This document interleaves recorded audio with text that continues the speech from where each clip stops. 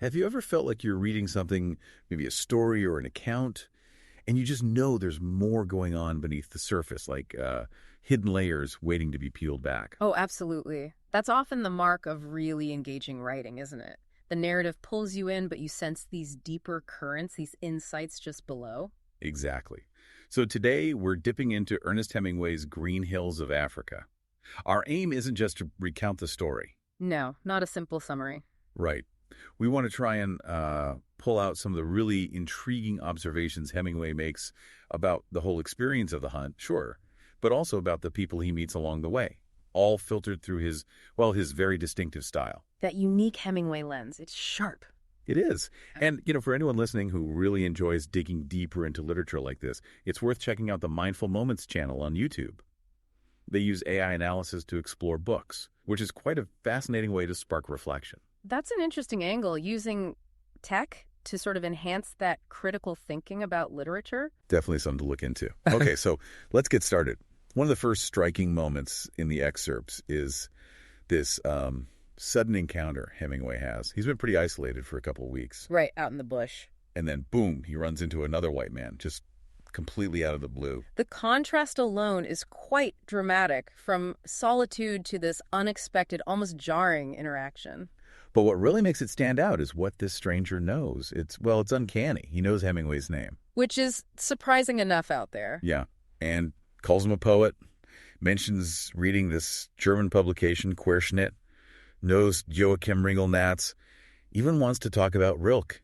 In the middle of nowhere. It feels almost surreal, doesn't it? Like a scene from a dream. It sort of suggests that these intellectual connections, these shared cultural bits, can just pop up anywhere. Totally. And then, almost as quickly as he appears, the man's gone. And Hemingway is left realizing he didn't ask him anything back, not a single question. Which really says something about Hemingway's approach, I think. He just presents the moment, lets it sit there. Exactly. He observes, records it, and lets you, the reader, kind of chew on it, figure out its significance. He doesn't spell it out. Okay, so after that weird little interlude, the focus shifts hard back to the hunt, specifically the hunt for kudu.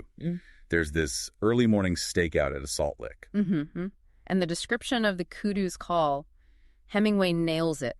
He says it's like a bark, like a dog's, but higher in pitch and sharply throaty. You can almost hear it, can't you? It sets the scene perfectly, that pre-dawn tension. Absolutely. But getting a shot proves really difficult. The terrain around the lick, it sounds like it's wide open, making the approach almost impossible without being seen. Yeah, he makes it sound like the kudus are basically in a fortress. Yeah. You can't get close. The chance just evaporates. And that failure, that difficulty, really underscores the challenge of the hunt. It's not just about skill. The environment plays a huge role. Success is far from guaranteed. Which then leads into these differing views on the whole thing. Hemingway is clearly deeply invested in getting this kudu. It matters to him. But then you have this other character, Kandinsky, who's just so dismissive about it. Right. He says, what is killing a kudu anyway? It is nothing. In a year, you kill 20. Just throws it away. It's such a contrast to Hemingway's seriousness. Kandinsky's attitude kind of diminishes the whole pursuit, maybe showing he has a different reason for being there, or just a more practical view. And then Pop jumps in with that funny but pointed warning about, maybe not broadcasting those kinds of numbers to the game department. Yeah. Pop brings in the reality check, the rules and consequences. It grounds the conversation a bit. But then Kandinsky says something else that seems off. He says, I kill nothing, you understand. Which totally contradicts what he just said. It makes you pause. Is he being philosophical? Or is there something else going on there, some nuance in how he sees his own actions? It's ambiguous. Meanwhile, Hemingway's wife, P.O.M., she seems more interested in the local people, the natives. Right, adding another layer to the different ways people are engaging with Africa on this trip. It's not just about the animals for everyone. And the debate about where the kudu actually are, up in the hills or down at the Salt Lake, that just keeps going, highlighting the uncertainty. The frustration is palpable sometimes. But it's not all frustration. There are these moments of real connection, especially with the trackers. When things go right, their reactions are so vivid. Makola's laughter, Droopy yelling, Bigak, shoot. Yeah, those shared moments, that shared excitement. It shows the teamwork involved, the bond that forms when you're working together towards a tough goal. And you see Hemingway's respect for them growing. He mentions liking to watch Droopy walk, finding real pleasure in the hunt itself. the process. It suggests he's getting more deeply involved, finding satisfaction beyond just the trophy. It's about the skill, the landscape, the company. There's that funny little scene, too, carrying the water buck back to camp and the local kids laughing at the tray bag. Little snapshots like that add texture, showing the everyday interactions, the cultural encounters happening alongside the main event. Hemingway actually says he prefers this kind of hunting on foot, in rough country, no cars. He says he was completely happy doing it that way. Which really drives home that, for him, the value is in the effort, the direct engagement with the environment, the physical challenge. Okay, then Carl comes into the story. And with Carl, you definitely feel this undercurrent of competition. Oh, yeah. Especially when Carl bags that rhino with the huge horn. Huge. And Hemingway immediately compares it to his own rhino horn, which suddenly seems much smaller. That comparison says it all, doesn't it? The rivalry is right there, even if it's unspoken. It's a pretty common dynamic on these kinds of trips, I imagine. And Hemingway starts questioning himself, wondering if his own good rhino shot was just a fluke, despite acting confident. That internal doubt is really interesting. It shows a bit of vulnerability, doesn't it? Beneath the tough exterior, he's aware of luck, comparing his skills, feeling that pressure. They even make a deal. Whoever gets the first kudu, the other gets first shot at sable. Okay. So the competition is sort of formalized. It definitely fuels the drive. And just circling back briefly, for listeners who enjoy these kinds of deeper looks into books and themes, exploring resources like Mindful Moments and our podcasts can really add to that experience. Good point. Getting different perspectives always helps. Now, the landscape. Hemingway describes how that changes too. Droopy's first area sounds pretty grim. Yeah, girdled trees, eroded land, a dusty village.